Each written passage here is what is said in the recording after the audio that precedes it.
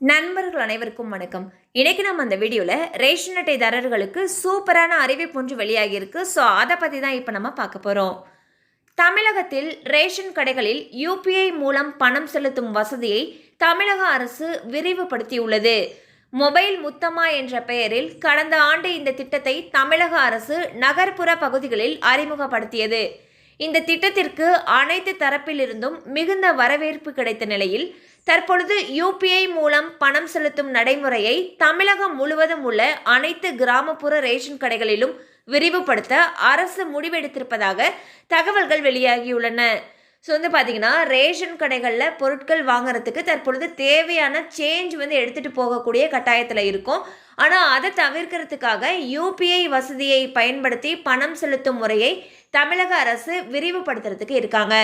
Mobile முத்தமா அப்படின்ற திட்டமானது கடந்த ஆண்டு அறிமுகப்படுத்தப்பட்டது. ஸோ இந்த திட்டத்தின் மூலமாக ரேஷன் கடைகளில் நம்ம நேரடியாக பணத்தை செலுத்தாமல் யூபிஐ வசதியை பயன்படுத்தி பணம் செலுத்தக்கூடிய முறையை அறிமுகப்படுத்தினாங்க. ஸோ இது மற்ற பகுதிகளில் இருக்கக்கூடிய ரேஷன் கடைகளிலும் விரைவில் விரிவுபடுத்தப்பட இருப்பதாக தகவல்கள் வெளியாகியுள்ளன.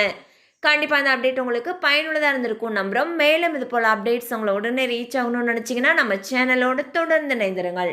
தேங்க்யூ ஃபார் வாட்சிங்.